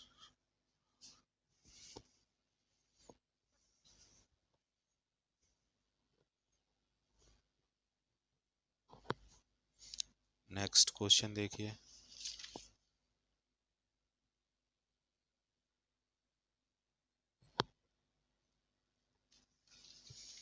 द्विघात समीकरण को हल कीजिए। इसमें हम द्विघात समीकरण 2x square minus 5x plus 3 बराबर 0 को हल कीजिए। तो इसको हम गुणनखंड विधि द्वारा हल करेंगे। 2x स्क्वायर माइनस, इधर 2 हैं तो 2 में 2, और इधर 3 हैं तो 2 और 3 में इसको हम तोड़ लेते हैं। 2x प्लस 3x प्लस 3 बराबर 0। 2x square minus 2x plus 3x plus 3 बराबर 0। यहाँ से हम कॉमन ले लेंगे 2x, इन दोनों में से कॉमन ले लेंगे 2x, तो यहाँ पे बचेगा x माइनस 1, और यहाँ पर हम 3 कॉमन ले लेंगे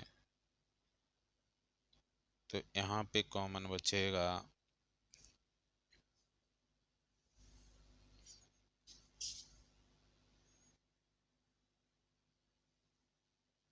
सॉरी, यहाँ पे गलत हो गया है, यहाँ पे माइनस का चिन्ह आएगा।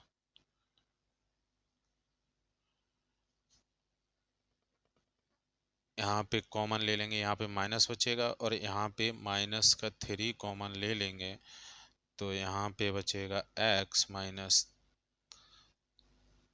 1 बराबर 0। अब यहाँ से दोनों में इसमें से x माइनस 1 कॉमन ले लेंगे, x माइनस 1, तो बचेगा 2x माइनस 3 बराबर 0। एक बार इसको 0 के बराबर रख के हल कर लेंगे, एक बार इसको 0 के बराबर रख के हल कर लेंगे, तो हमारे दो आंसर आ जाएंगे। x माइनस 1 बराबर 0, तो x की वैल्यू एक आ जाएगी 1, और दूसरी 2x माइनस 3 बराबर 0, तो x बराबर माइनस में इधर जाएंगे तो ये प्लस के हो जाएंगे, ये दो भाग में चले जाएंगे, तो हमारा आंसर आएगा 1,3/2। ये हमारे दो आंसर x की वैल्यू हो जाएंगी। चलिए नोट कर लीजिए।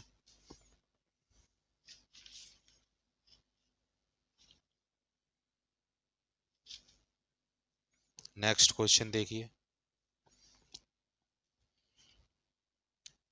यदि एक बगीचे का परिमाप 120 मीटर, परिमाप कितना दिया है 120 मीटर, क्षेत्रफल 800 स्क्वायर मीटर, तो उसकी लंबाई और चौड़ाई ज्ञात कीजिए। दिया है लंबाई चौड़ाई से दोगुनी है, लंबाई चौड़ाई से कितनी है दोगुनी, तो माना लंबाई बराबर 2x, क्योंकि और चौड़ाई बराबर x, क्योंकि चौड़ाई की लंबाई कितनी है दोगुनी, तो चौड़ाई x हो जाएगी और लंबाई 2x हो जाएगी। अब लंबाई चौड़ाई हमें मालूम है, तो इसका या तो परिमाप से हल कर लीजिए या क्षेत्रफल से हल कर लीजिए, दोनों से सेम ही आंसर आएगा, तो हम परिमाप से हल कर लेते हैं। तो आयत का परिमाप का सूत्र क्या होता है, आयत का परिमाप बराबर होता है 2 ब्रैकेट में लंबाई धन चौड़ाई, आयत का परिमाप दिया गया है 120 और दो लंबाई हमने मानी है 2x और चौड़ाई x, तो 120 बराबर इसको इसमें गुणा करेंगे तो 4x प्लस 2x, तो ये हो जाएगा 6x,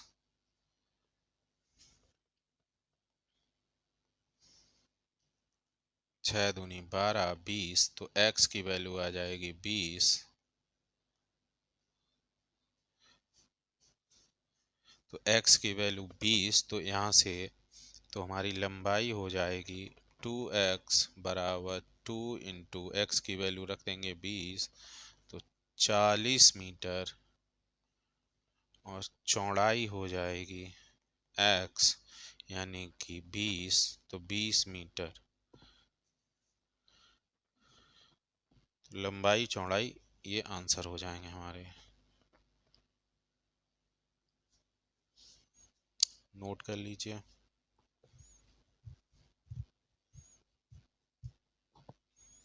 नेक्स्ट क्वेश्चन, निम्नलिखित समीकरणों को हल कीजिए। अब देखो क्वेश्चन नंबर 23, इसमें 6 नंबर वाले प्रश्न हैं, इसमें अथवा में एक प्रश्न दिया रहता है, दोनों में से आपको कोई भी एक करना होता है। हम आपको दोनों प्रश्न हल करके दिखाएंगे। तो सबसे पहले पहला प्रश्न देखिए। समीकरण दिया गया है 3/2 into x minus 5/3 into pi बराबर -2। इसको पहले सॉल्व कर लें, फिर दूसरा समीकरण करेंगे। तो 3/2 इसको लासा मासा करेंगे तो नीचे आ जाएगा 3 दूनी 6 बराबर -2। इसका इसमें गणा करेंगे तो 3 का 9, दूपन 10 बाई ये 6 इस तरफ चले जाएंगे। 9x माइनस 10 बाई बराबर 6 दूनी 12। ये हमारा फर्स्ट समीकरण हो जाएगा। अब दूसरा समीकरण लेते हैं। x बटे 3 प्लस y बटे 2 बराबर 13/6। अब इनको हल कर लेते हैं। इस तरफ 3 दूनी 6 और यहाँ पे हो जाएगा 2x, यहाँ पे हो जाएगा 3y बराबर 13/6। 6 से 6 कट जाएंगे तो समीकरण आएगा 2x प्लस 3y बराबर 13। ये हमारा सेकंड नंबर समीकरण हो जाएगा। तो अब इसको हमें हल करना है। दोनों समीकरणों को हल करने के लिए सेकंड वाले समीकरण में 10 का और फर्स्ट समीकरण में 3 का गुणा करेंगे। तो लिखेंगे समीकरण एक में 3 का और समीकरण 2 में 10 का गुणा करने पर। तो समीकरण 1 में 3 का गुणा करेंगे तो 9 3 27 x माइनस 30 बाई बराबर 12 3 36 माइनस के। और समीकरण 2 में 10 का गुणा करने पर समीकरण 2 ये रहा। तो 10 दूनी 20 x प्लस का 30 बाई बराबर और 13 130 प्लस का। अब इसको हल करेंगे तो माइनस का 30 और प्लस का 30 दोनों कट जाएंगे तो बचेगा 47x बराबर, यहाँ इसको घटाएंगे तो बचेगा 94। अब यहाँ 47 दूनी 94 होता है तो x की वैल्यू आ जाएगी 2। x की वैल्यू जब 2 आ गई तो हमें y की वैल्यू और निकालनी है। तो समीकरण एक से समीकरण एक ये रहा। इसमें x की वैल्यू रख लेंगे। 9 इंटू 2 माइनस 10y बराबर -12 माइनस 10y 9 दूनी 18 को उधर ले जाएंगे तो माइनस का हो जाएगा -10y बराबर -18। ये जुड़ जाएंगे तो आ जाएगा 30। माइनस का माइनस से माइनस कट जाएंगे 10 3 30। y की वैल्यू आ जाएगी 3। इस प्रकार x की वैल्यू आएगी 2 और y की वैल्यू आएगी 3। आंसर 3 और 2 हमारा आंसर हो जाएगा।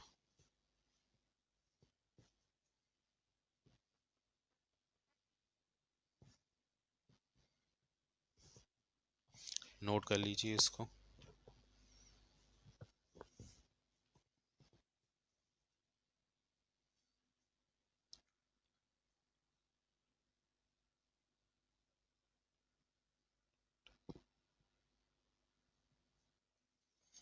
अब अथवा वाला क्वेश्चन देखिए।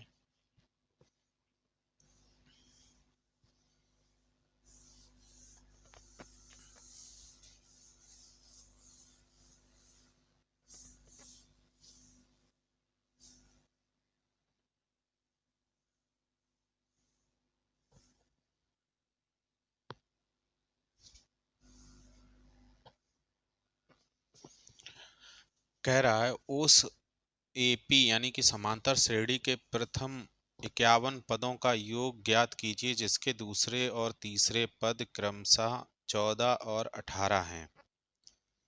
दूसरे और A2 बराबर 14 और A3 बराबर 18। तो हम समांतर श्रेणी के 51 पदों का योगफल ज्ञात कीजिए। तो समांतर श्रेणी के पदों का योगफल का एक सूत्र होता है Sn बराबर n/2 2a plus n-1 into d। ये सूत्र होता है समांतर श्रेणी के n पदों का योगफल, यानी कि 51 हो, कितने भी हों पद, उनका योगफल निकालने के लिए। अब ये A1, तो हमें A1 की वैल्यू चाहिए, A2 और A3 की वैल्यू हमें दे रखी है। तो A1 की वैल्यू निकालने के लिए हमें पहले दोनों का डिफरेंस चाहिए। डिफरेंस कितना है, किन्हीं भी दो क्रमागत पदों का समांतर श्रेणी में पदों का डिफरेंस बराबर होता है। तो डिफरेंस आ जाएगा 14 और 18 में से 14 घटाएंगे तो 4। तो प्रथम पद आ जाएगा, जो दोनों का डिफरेंस है A2 ये है, तो A1 हो जाएगा। अगर A2 में से अगर हम 4 घटा देंगे तो हमारा प्रथम पद आ जाएगा। तो A2 दिया गया है 14 और -4, तो A1 बराबर हमारा हो जाएगा 10। तो A1 हमारा कितना हो गया 10, और n, तो अब n कितना 51 पदों का योगफल चाहिए, तो n की वैल्यू हमें 51 की जगह पे रख देनी है।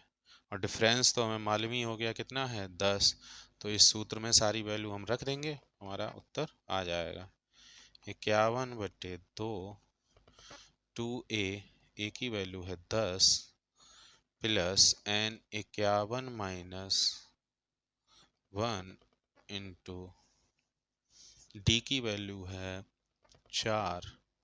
इसको हल कर देंगे, 51/2 20, 51 और यहाँ पे बचेगा 50 गुणा 4,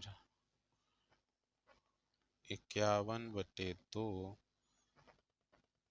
200, ये हो जाएगा 200, तो ये हो जाएगा 220। 220 से काटेंगे 110, तो ये हम 51 का जब इसमें मल्टीप्लाई करेंगे तो आएगा 11 एकम 11, 11 पंचे 55, 5610। तो हमारा आंसर हो जाएगा 5610। समांतर श्रेणी के प्रथम 51, इस समांतर श्रेणी के 51 पदों का योगफल होगा 5610। नोट कर लीजिए इस उत्तर को भी।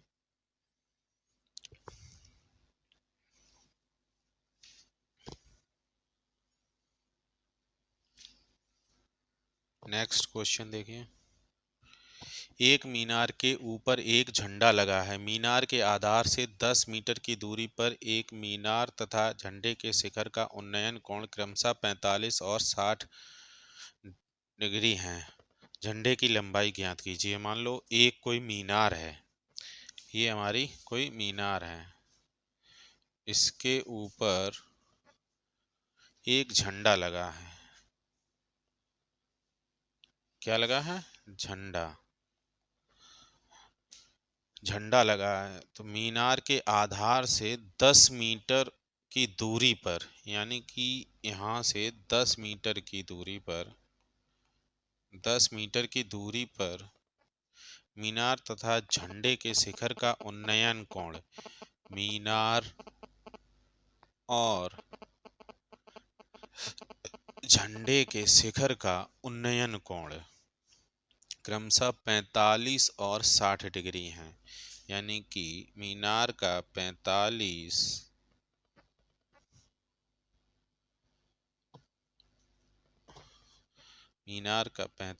डिग्री और झंडे का 60 डिग्री है। तो झंडे की लंबाई ज्ञात करनी है। तो हम मीनार की लंबाई मान लेते हैं h और झंडे की लंबाई मान लेते हैं छोटी h। तो कुल लंबाई हमारी h प्लस h हो जाएगी। तो सबसे पहले हम सूत्र लगाते हैं tan 45 का। इस वाले में लेते हैं, ये 90 डिग्री का एंगल हो गई, तो tan 45 बराबर होता है लंब बटे आधार। तो लंब इसमें दिया गया है h, छोटे वाले को केवल h लेंगे, इस वाले tan 45 वाले में लंब दिया गया है h, और आधार हो जाएगा हमारा 10 मीटर। तो tan 45 की वैल्यू होती है 1, तो h बटे 10, तो हमारे पहला समीकरण निकल के आ जाएगा h बटे 10 फर्स्ट।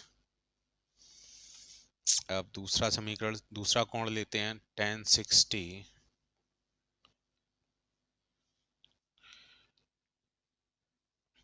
tan 60 बराबर, tan 60 में h प्लस h आ जाएगा, h प्लस h बटे आधार दोनों में सेम है 10, तो tan 60 की वैल्यू होती है √3,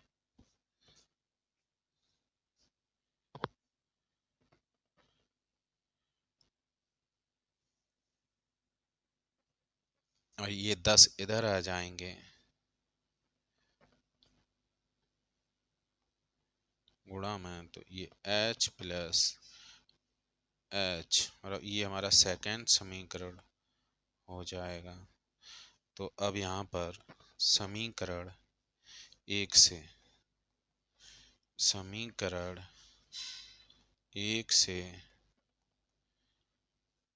h की वैल्यू 10 रखने पर √10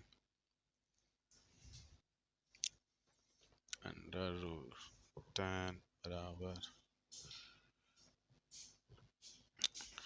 h प्लस 10, ये 10 माइनस में इधर जाएंगे, तो हमारी h की वैल्यू आ जाएगी 10 √3 माइनस 10, तो हमारा आंसर हो जाएगा 10 कॉमन ले लेंगे और √3 माइनस 1 आंसर हो जाएगा।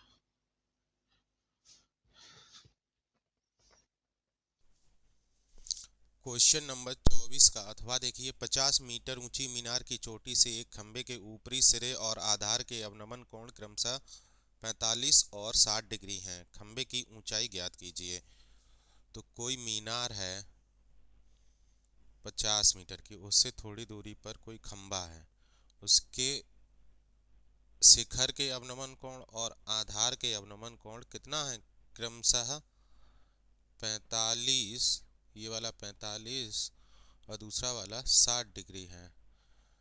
तो खंबे मीनार की ऊंचाई 50 मीटर दी गई है, तो यहाँ से मीनार से खंबे की दूरी हम मान लेते हैं x, तो ये वाली भी दूरी कितनी हो जाएगी x, तो ये ऊंचाई हो जाएगी यहाँ पे हमारी, इसकी हम खंबे की ऊंचाई मान लेते हैं h, तो ये ऊंचाई हमारी बचेगी 50 माइनस h, यहाँ से यहाँ तक। तो अब यहाँ पर देखिए ये पैरेलल लाइन है, तो ये बचा हुआ कोण हमारा कितना हो जाएगा 45 डिग्री का, और दूसरा ये 60 डिग्री का है, तो ये वाला कोण कितना हो जाएगा 30 डिग्री का, कितना हो जाएगा 30 डिग्री का। तो सबसे पहले ये 45 वाला कोण लेते हैं, इसका मान रखते हैं tan 45, tan में सबसे पहले क्या होता है लंब बटे आधार। तो इस वाले कोण में ध्यान दीजिए, इसमें लंब कौन सा है, 90 डिग्री के सामने वाला होता है कर्ण, और जो एंगल दिया रहता है वो होता है हमारा आधार, जहां पर एंगल दिया रहता है ये वाला होता है आधार, और ये होता है इसमें लंब। तो तो x अपॉन 50 माइनस h, 45 वाले में 45 वाला ये एंगल है यहाँ से यहाँ तक। अब ये वाला एंगल लेते हैं tan 30 वाला त्रिभुज ये है यहाँ पर, तो इसमें ये आधार हो जाएगा लंब, इसमें ये वाला लंब हो जाएगा 50 मीटर, जो एंगल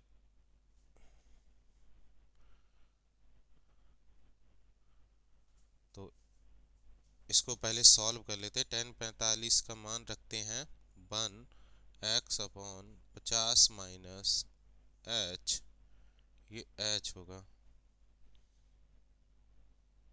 50 माइनस h बराबर x, ये हमारा फर्स्ट समीकरण हो जाएगा। दूसरा देखिए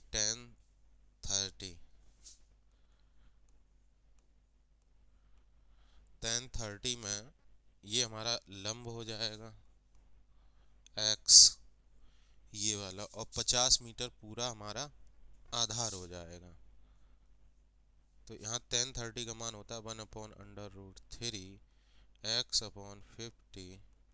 तो x का मान आ जाएगा 50/√3। अब x बराबर ये, तो दोनों समीकरण को बराबर रखने पर, दोनों समीकरण को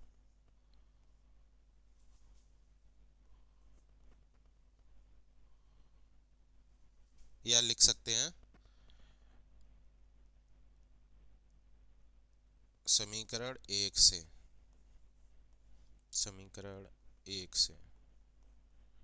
तो समीकरण एक से दोनों को बराबर रख देंगे। 50 माइनस h बराबर 50/√3। 50/√3। अब इसको हल करेंगे तो h को उधर ले जाएंगे तो प्लस का हो जाएगा 50, ये प्लस का है तो इधर माइनस का हो जाएगा 50/√3। अब यहाँ से h का मान निकाल लेंगे। h बराबर 50 सबसे पहले कॉमन ले लेंगे तो 50 बाहर आ जाएगा, यहाँ पे बचेगा 1 माइनस 1/√3।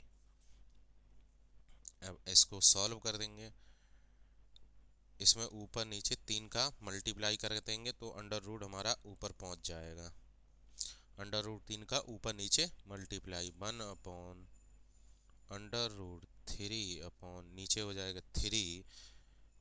अब इसको और सॉल्व करेंगे 50, इसको जब और सॉल्व करेंगे तो आएगा 1 माइनस ये 3 यहाँ पे पहुंच जाएगा तो हो जाएगा 3 माइनस √3 अपॉन में 3, ये हमारा हो जाएगा आंसर।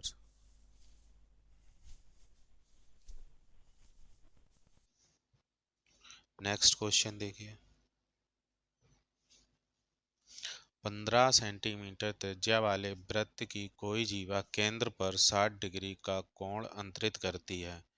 लघु और दीर्घ वृत्तखंडों का क्षेत्रफल ज्ञात कीजिए।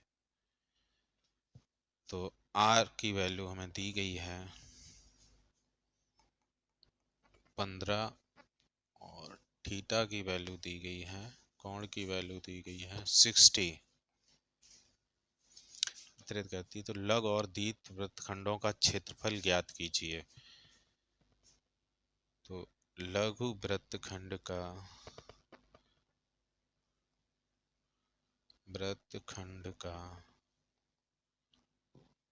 क्षेत्रफल होता है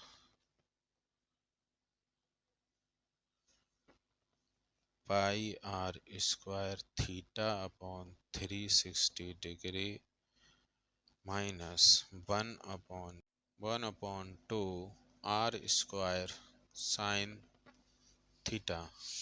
अब इसमें सारी वैल्यू रख के हल करेंगे। पाई की वैल्यू दी गई है 3.14 और r की वैल्यू दी गई है 15 × 15 और थीटा की वैल्यू दी गई है 60 अपॉन 360 माइनस 1/2, r की वैल्यू दी गई है 15, तो r² करेंगे तो 225 हो जाएगा। साइन थीटा तो साइन 60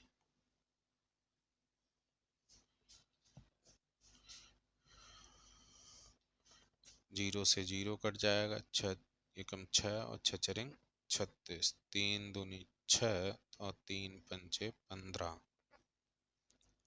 और ये वाले 2 से ये काट देंगे, 2 एकम 2, बचेंगे 1, तो 2 5 6 10 और 2 7 14, 1.57 आ जाएगा। तो यहाँ पे लिखेंगे 1.57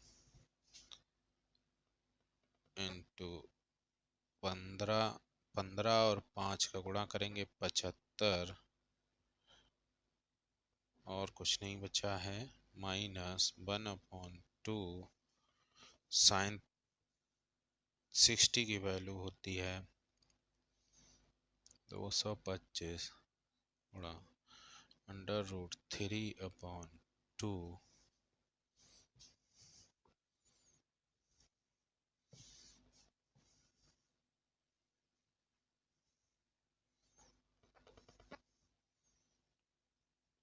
इसको हल, हाँ इसको लिख लेते हैं।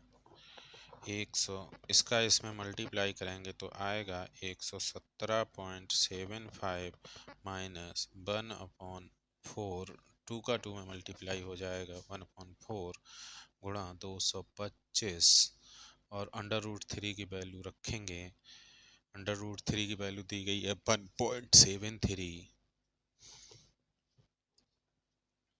1.73, इसको इधर लिखेंगे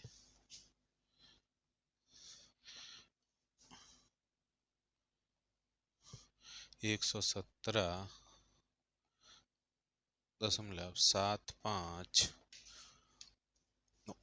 उनका सबका जब मल्टीप्लाई करेंगे और उसमें 4 का भाग लगाएंगे तो आंसर निकल के आएगा -97.3125।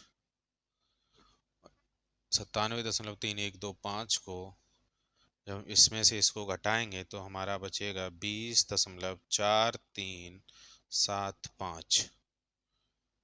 ये हमारा लघु वृत्तखंड का क्षेत्रफल आ गया। किसका क्षेत्रफल आ गया? लघु वृत्तखंड का क्षेत्रफल, सेंटीमीटर स्क्वायर। अब दीर्घ वृत्तखंड का क्षेत्रफल निकालने के लिए हमें वृत्त के पूरे क्षेत्रफल में से इसको घटा देना है। तो दीर्घ वृत्तखंड का क्षेत्रफल बराबर πr² माइनस, इसको घटा देंगे 20.4375। तो पाई की वैल्यू लेनी है 3.14 और आर की वैल्यू आएगी 225। 15 है इसलिए 225, 20.4375। इसको जब मल्टीप्लाई करेंगे तो हमारा निकल के आएगा 706.50 माइनस 24,375। इसको इसमें से घटाएंगे तो निकल के आएगा 686.0625 सेंटीमीटर स्क्वायर। ये दीर्घ वृत्त का क्षेत्रफल हो गया, ये छोटे वाले वृत्त का क्षेत्रफल हो गया, छोटे वाले वृत्त का क्षेत्रफल हो गया। ये हमारे दोनों आंसर हो जाएंगे।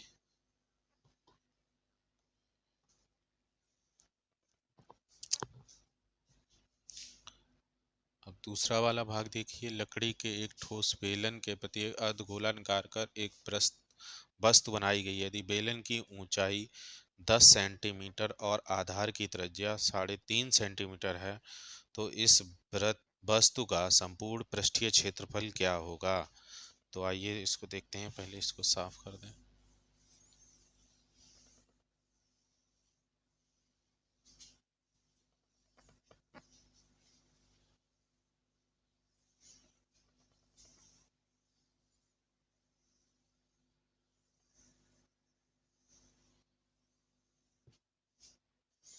लकड़ी के एक ठोस बेलन के प्रत्येक सिरे पर, यानी कि कोई एक बेलन है,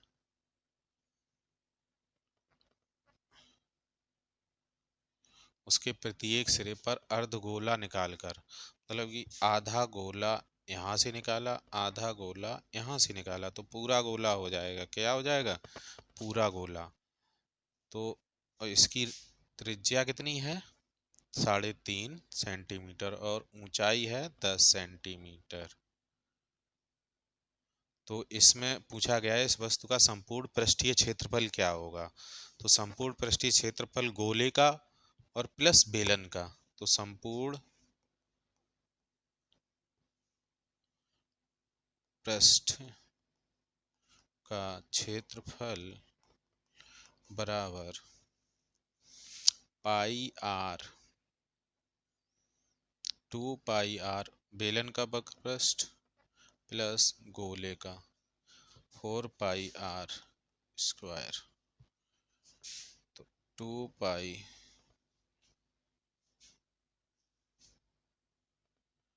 गोले का, अब इसको हम वैल्यू रख के हल कर लेंगे, पाई की वैल्यू बाद में रखेंगे। 2 पाई इसमें से कॉमन ले लेंगे, 2 पाई आर कॉमन ले लेंगे, तो बचेगा यहाँ पर एच प्लस 2 पाई आर, तो यहाँ पे बचेगा 2 आर।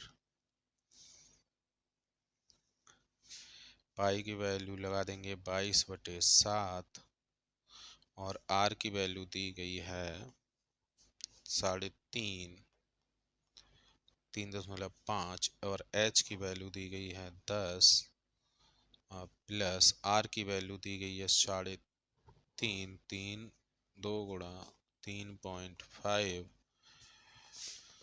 इसको हल करेंगे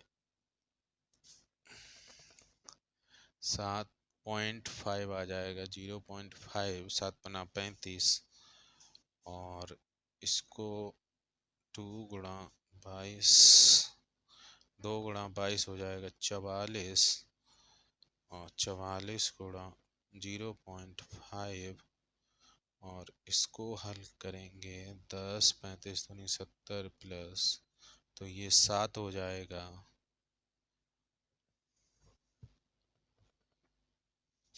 ये 7 हो जाएगा। इसका इसमें जब गुणा करेंगे तो आएगा 5 चौको 20 और 5 चौको 20 और 2 22, 2.22 आ जाएगा, आधा हो जाएगा उसका कुल मिला के। अब गुणा 17, इसका इसमें 17 दूनी 34, 17 दूनी 34 और 374 सेंटीमीटर स्क्वायर। ये हमारा आंसर हो जाएगा। बस आज के लिए इतना ही। धन्यवाद। चैनल को सब्सक्राइब अवश्य करके जाइएगा। बताइएगा वीडियो कैसा लगा। धन्यवाद।